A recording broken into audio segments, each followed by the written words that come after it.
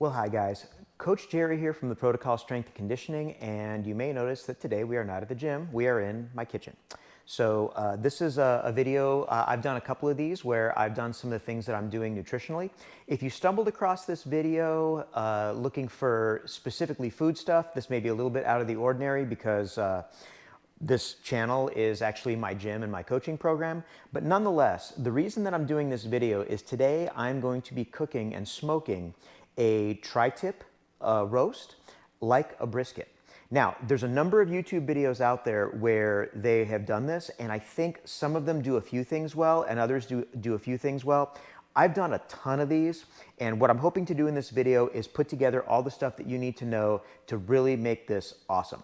So if done properly, this is going to taste very, very similar to a brisket. And you might be asking yourself, well, if you're trying to make it taste like a brisket, why not just cook a brisket? Well, there's a couple reasons. Number one, again, my place is a gym. Oop, careful there. My place is a gym, and we are very focused on nutrition, and more specifically, protein. And getting adequate protein is an absolute necessity if you're going to be exercising with weights. If you are strength training, you should be shooting for approximately 1 gram of protein per pound of ideal body weight per day. And you want to do it in such a way that where you're not consuming excessive amounts of fats or other calories that would send your calories out of control and have you gain weight. So a tri-tip is significantly leaner than a brisket. And so even though I love smoking barbecue, I love cooking barbecue, I love eating barbecue, I do not always like to have brisket and pork butt just because that meat is so fatty. So for my weekly protein, the macros, it's really hard to make the macros work for how I eat. The tri-tip, however, is perfect. The other thing is I live here by myself with my spouse. And cooking a gigantic brisket is only cool if we're having people over, if we're entertaining and whatnot. So one of these is actually perfect for our weekly protein since it's just the two of us. So I'm actually going to be doing 2 of these in the smoke. So this video is divided up into a couple of parts, and let's go ahead and get started here with part 1. So the first thing about smoking a tri-tip, the biggest mistake that people make is they get a trimmed tri-tip. You do not want to do that. You want to get an untrimmed tri-tip that has a lot of the fat still on it, and especially this fat cap that you see at the bottom. This particular one does not have a great fat cap, but it's not a bad one. The reason you want the fat cap is it helps protect the meat and keep it from drying out during the smoke. So I have tried doing a tri-tip like a brisket with a trimmed tri-tip. It does not work anywhere near as well. I buy these at Safeway, I wait for them to go on sale, and that's basically what we do. So the first thing that we want to do is trim it up. Now, this is actually a pretty good tri-tip as far as its shape. There's a little bit of it doesn't come to a full point at the end like some of them do. A lot of times what you'll see people do is they'll chop this end off. I'm actually not going to do that because, well, 2 reasons. Number one, my wife and I both grew up poor and we don't throw away good meat. Secondly, when you're cooking it as a brisket, you get the ends actually make those burnt ends, which you can actually toss in sauce and make your own kind of brisket burnt ends using the tri-tip. So without getting too much into it here, I'm just going to go ahead and get started, and I'm going to trim up this brisket. One of the big things that I'm trying to remove here are any unnecessary chunks of fat. So I've just got a traditional knife here. It's the same knife that I use to trim all my meats. I picked this thing up on Amazon. The name of it is eluding me. Here on the end, I have this silver skin.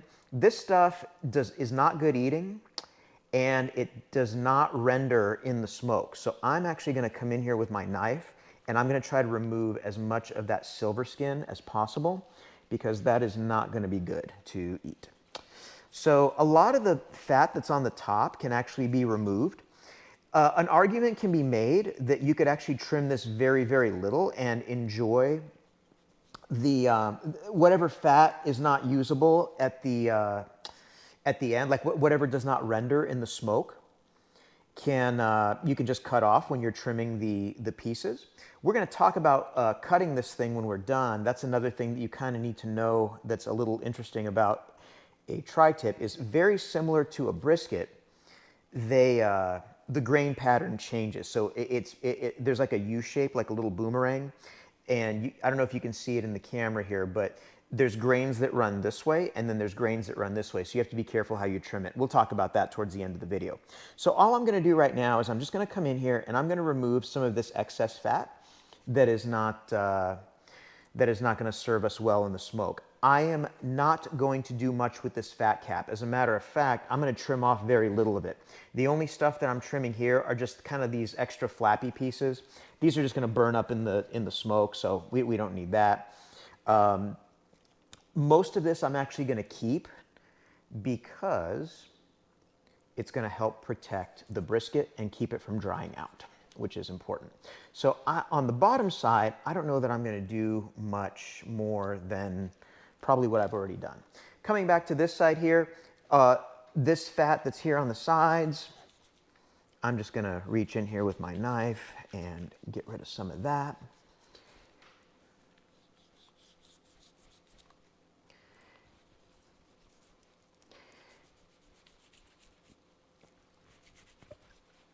I think what I'll do here is I'm actually going to pause the video.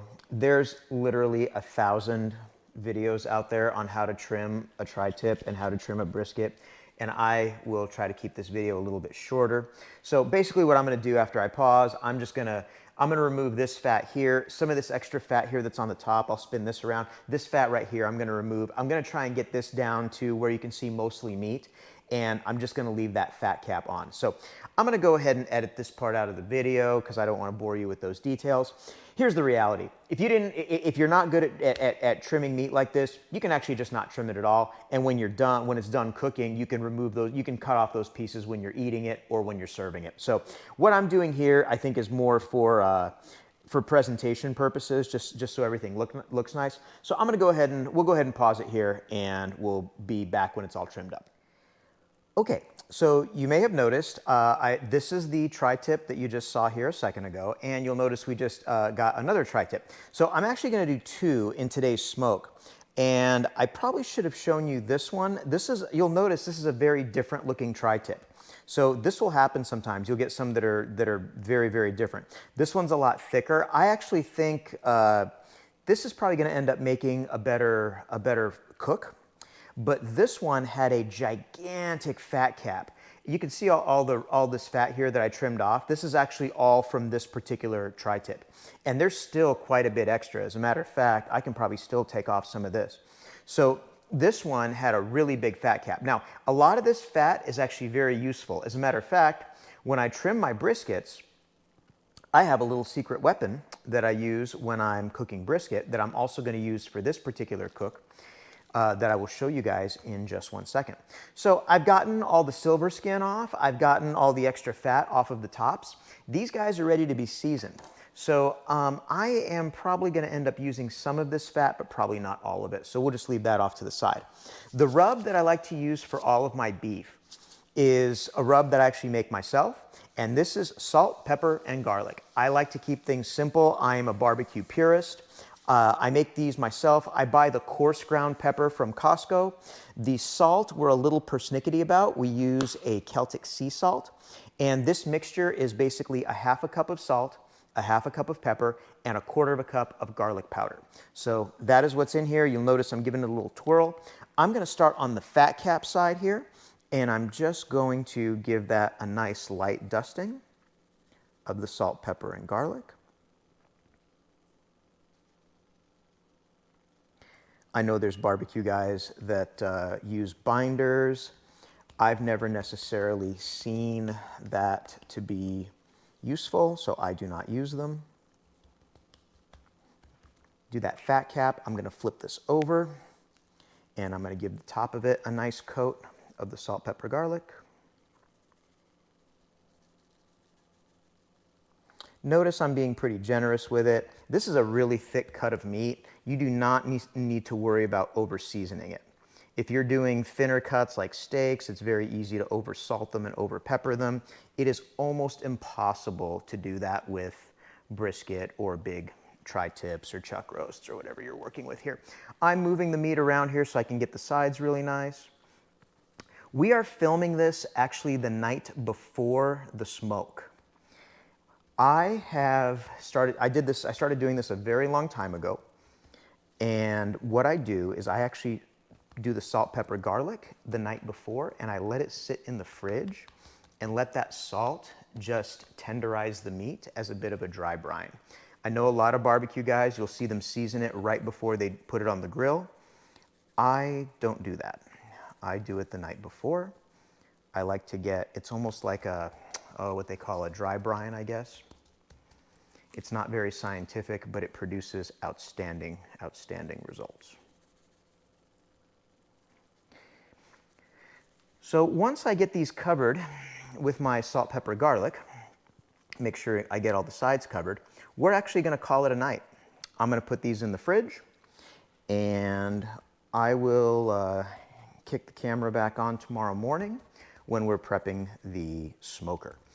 Now, I'll talk more about the smoker when I restart the video here, but I cook on a Masterbuilt Gravity Series because I love the taste of actual wood. I do have a pellet grill. I don't hate pellet grills, but I don't think they produce the results that you get with cooking with actual charcoal and actual wood. So these two are looking pretty good here. I think I've got about as much seasoning as I need on there.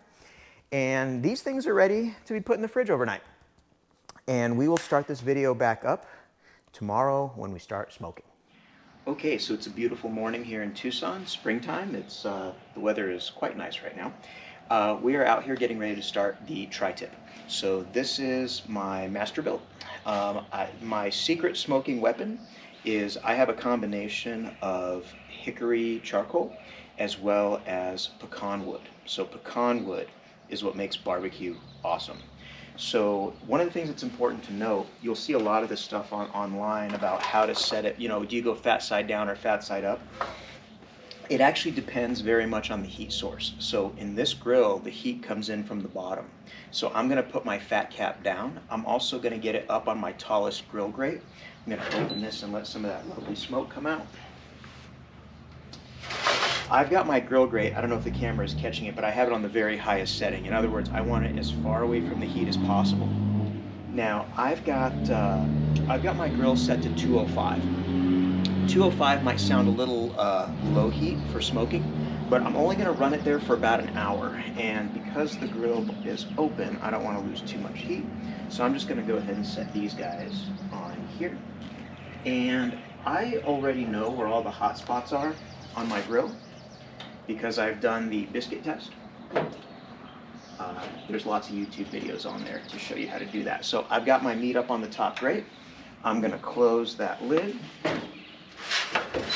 I'm gonna run this at 205 only for the first hour. Basically, while the meat is absorbing the most smoke that it can, I wanna put a ton of smoke flavor on those tri-tips.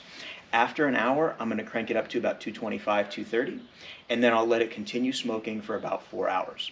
So that is part one of this smoke. We will check back in a few hours when they should be looking pretty good. Okay, so we're at about 3 hours and 45 minutes into our cook. I've got my probes on here, and my two tri-tips in there are sitting right at about 155 to 160 degrees. This brings us to the first thing that I want to talk about here, knowing when to wrap your tri-tip. It's very similar to knowing when to wrap a brisket. There are barbecue channels that will tell you that you know, once it hits 165, that's officially the stall, and that's when you wrap it. I think it's a little bit more complicated than that. I like to wrap mine when I get the bark on it that I really like to see. Sometimes it's ready sooner. Sometimes it takes a little bit longer. Also, I like to poke on the fat a little bit to see how much of that fat has broken down, how the collagen and tissues and whatnot have broken down. So, long story short, I do it mostly by feel and by look. And then the temperature is just sort of like a guide that's like, okay, yeah, I think it's about ready. Most of the time when I do a brisket in my Masterbuilt, it's not ready to wrap until it's probably closer to about 175, 180 degrees. Now, the fact that it's already been, the tri-tips have been in here for almost 4 hours, this generally will have a total cook time of about 6. Even though my temperature is a little bit low, I'm going to take a peek at these and we're going to see if they are in fact ready to wrap, even though the temperature they're showing is a little bit low. Okay, so here they are.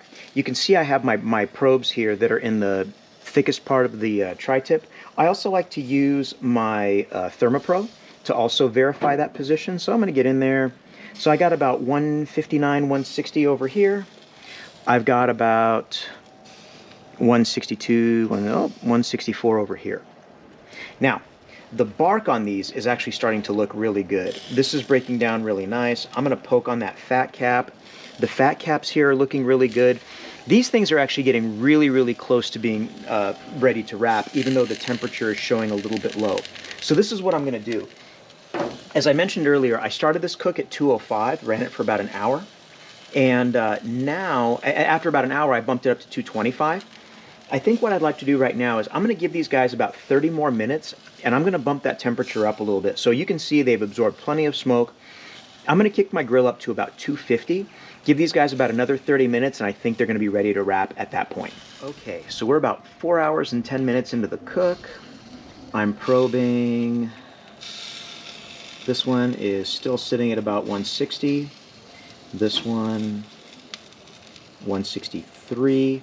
So I really like the bark on these, and even though they're not running quite as hot, I think we have a pretty legit stall here. I cranked up the temperature, didn't seem to take the temperature up too much. I think these guys are ready to wrap. Okay, so we're ready to wrap.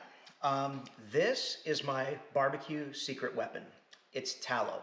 I actually make my own, but you can totally buy it in most places. I think Amazon has got, what do they call it? Oh, what's that special meat? The Wagyu tallow. I think you can buy it on Amazon. I actually just make my own. Whenever I get a nice brisket with a good fat cap, I just trim it all off, I smoke it for a little while, and then I put it in the crock pot until it turns into tallow. So that's how I do it. What I'm going to do is I'm going to scoop up a big vat of that, and I'm going to put it right here on the corner of my butcher paper. And I'm just going to spread it around like so. What I'm going to do here is I'm going to put, the fat side is going to be up, so the meat side is going to be down. So we're just going to take this guy, turn it right over. So I got my fat side up, and now we're just going to fold it up. We're going to take it here, fold it this way. I'm trying to get it as tight as I can possibly get it. So now, I just got to remember, I have fat side up,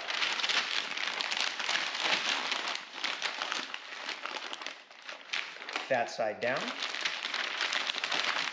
fat side up, and that is actually how I'm going to leave it. So now, when the fat starts rendering in the wrap, that fat is just going to be going down into the meat. So I'm going to fold that underneath. I just folded that underneath, and now I have my little packet, which makes a nice little nifty handle when I have to pull it out of the smoker. I'm going to do these with both of the tri-tips, and then I'm going to crank my grill up to about 275. Now it's no longer absorbing smoke. Also, fun fact, I'm no longer using my hickory and pecan wood. That stuff's expensive. As you can see from the shot outside, I have mesquite trees growing all over the property. So at this point, I'm going to fill my smoker up with mesquite because it's not absorbing smoke anymore. I don't have to worry if I'm making dirty smoke, or mesquite smoke is not very good in my opinion. So at that point, I'm just using it for fuel, and it's just going to keep that smoker nice and hot. And 275, we'll see how long it takes. We're about, like I said, about 4 hours into the cook here. Within about the next hour or two, these things should be getting pretty close to being ready to pull. We're going to do these with both of the tri-tips, and then we'll check back in. Okay, so we are right at the 6 hour mark, and one of my probe alarms just went off. It looks like the brisket that is on the left is at 200 degrees. Now, just because it is at 200 degrees does not necessarily mean it's ready to pull. There's a couple things that I want to check out here, so I want to show that to you real quick. I'm going to stick my probe in here, and what I'm feeling for is it should go in and out of there like butter. It should be really, really smooth.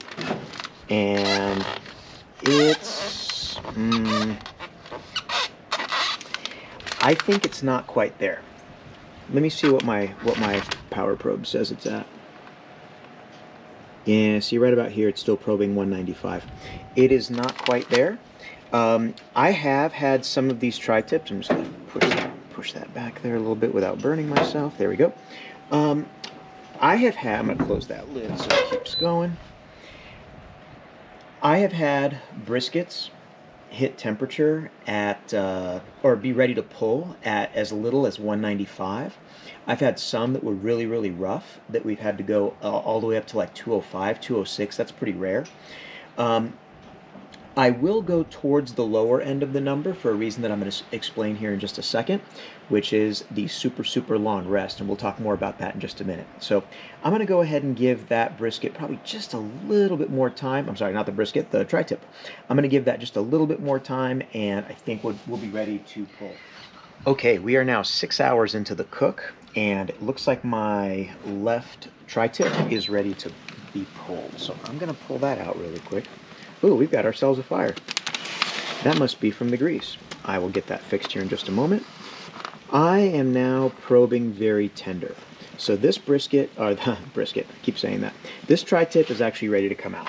So what I'm going to do is I'm going to move this out of the way of the fire.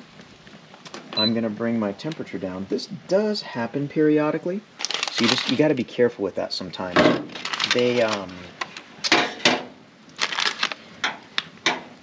When a little bit of that grease escapes after you probe, some of that grease can catch on fire, so you just need to be real careful with that. I'm going to go ahead and, oops, careful there, yank that one because it's done. And then I'm going to move this because it burnt up some of that butcher paper. So even experienced folks will sometimes have these little issues. I'm going to pop that. I'm going to be safe than sorry. I'm going to close that lid, and I'm going to go grab my spatula so I can get that out of there safe. I'm going to stick my probe back in there just so we can keep tabs on that. And I will leave that out here and close that up. That one looks like it needs just a little tiny bit more time. Okay, got my metal spatula. I'm going to grab this underneath it. Now, if this wasn't so close to being done, I would have actually gone and grabbed another piece of butcher paper and rewrapped it. But this one is pretty darn close to being finished. Let me see where it's at. It's probing about 194 right now, so I'm actually going to unplug one of my probes. Okay, so our first tri-tip is ready. What I did was I went ahead and brought it in here, and I am just letting it sit in the butcher paper right now and letting it cool down. I'm going to put my probe in here and see where it's probing. It's been out here for a few minutes, and it's still sitting at about 188, 189, still 190. So I am actually going to give that some time. I'm going to let that temperature come down. What I'm about to do here is one of my secret weapons for cooking barbecue, which is an extended rest. I will rest a brisket for a bare minimum of 12 hours. This guy is not going to need 12 hours because it didn't cook that long. I pulled these, it was just past the 6 hour mark when I pulled this first one, and I'm looking at my probe out there. It looks like the other one is about to hit temp here pretty quick. So right around the 6 hour mark is the cook time. I am still going to let these rest for a very, very long time by normal standards. So what I have is I have one of these warming ovens back here. I'll have it sit to about 160, 170 degrees. I am probably going to let this thing rest for a minimum of about 3 to 4 hours. Sounds like a long time, but what's happening there is as that temperature naturally comes down in that really long rest, it reabsorbs all those juices that it cooked in. Juiciness of meat is not water. It's what you're tasting is rendered fat, which is why I use the tallow, which is why I do what I do with my briskets as well as with my tri-tips. So I'm just going to give this a little bit of time. I might even slice it open and let you guys take a quick peek at it. Once the temperature has come down, I'm going to double wrap it in heavy duty aluminum foil, and then it's going to go into my warm oven where it is going to rest for a while. So I will, let's just do it now. I'm going to go ahead and just slice this open now.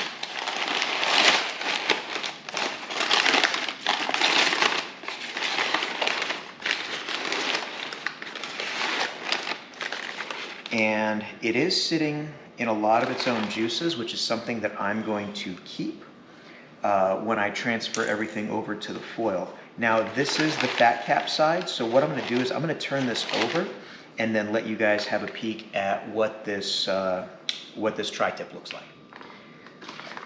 All right, so that's how that's looking. And what I'm going to do is I'm just going to let that temperature come down just a little tiny bit. I'm going to transfer it over to my heavy duty aluminum foil, and then it's going to go into my warm oven. And I think by the time I do that, it looks like my second one's going to be ready to go, so I'll be doing the same thing with that one as well. Okay, one thing real quick. Because the butcher paper had burned up in that little fire that we had, I lost all my tallow from that cook. So I actually went back and got myself a little bit more tallow that I'm going to now put back on here. I do not want that tri-tip to sit in there dry. So I thought I'd kick this video back on just to show you that this is kind of an important step. Okay, so we have rested this tri-tip down for 5 hours in the warming oven. I just probed it with my meter, and it's sitting right in the high 150s, 160-ish. So we're going to go ahead and unwrap this, and we're going to take a look at what we got here. So what I'm going to do, I'm going to leave, so there's plenty of tallow still in here, and I'll let you guys just take a quick peek at that tri-tip. And what we'll do here is I'm just going to grab me a fork. We're going to pick it up here. I'm going to set my foil off to the side because I'm actually going to be repurposing that tallow. And we're going to go ahead and set this down here. Now, this is the last part that's really, really important about slicing a tri-tip. Very, very similar to a brisket. The grain pattern actually changes as you work through the meat. So it's kind of like like the shape of kind of a boomerang or a sort of a triangle. And you can see that the grains are going this way. And then over here, the grains are going this way. So you want to make sure to always be slicing against the grain, or else it's not going to taste very good. Like you're not going to have the tenderness that you're looking for. So the way that I like to do this is I just kind of follow the grain pattern here, and right about here is where it switches over. And what I'm going to do is I'm just going to slice that. And here, I'm going to let you guys take a peek at my finished product there. So I got a really nice smoke ring there. I got some nice juice on this one. And let's just go ahead and start to slice these. I'm going to make slices that are about the size of a pencil. Just very carefully go through these. And I'll let you guys take a quick peek here. Here you can see I have my fat cap. I can slice that off. Excuse me. Got that nice smoke ring. I'm just going to continue slicing here. Just finishing up this second side here. Oh. I got a nice little chunk of fat here at the end. I think the dog will enjoy that. So here is our sliced up tri-tip. So I'll kind of separate this out so you can see it. It is absolutely falling apart tender. My wife did not want to be in the camera angle here, but she did give it the seal of approval, and I'm just going to go ahead and taste a little piece of this one right here. Yeah, it's great. Very tender, great flavor. That real simple rub of the salt, pepper, garlic really lets the meat just sing. You can see here I got really, really nice smoke rings on there. We'll let you check that out. I do occasionally like to make my tri-tip medium rare like a steak. I do the reverse sear method, but I'm telling you, this brisket style tri-tip is just absolutely awesome. So I hope this video helps. I will put links to some of these the stuff that I'm using here. This is just a simple brisket slicing knife. The knife that I was using earlier in the video to prepare everything. I'll try to put some links for the stuff that I'm using, my ThermaPen and all that good stuff. Yeah, I hope you guys really, I hope you found this video helpful, and I'm gonna let you guys go so I can enjoy some of this tri-tip.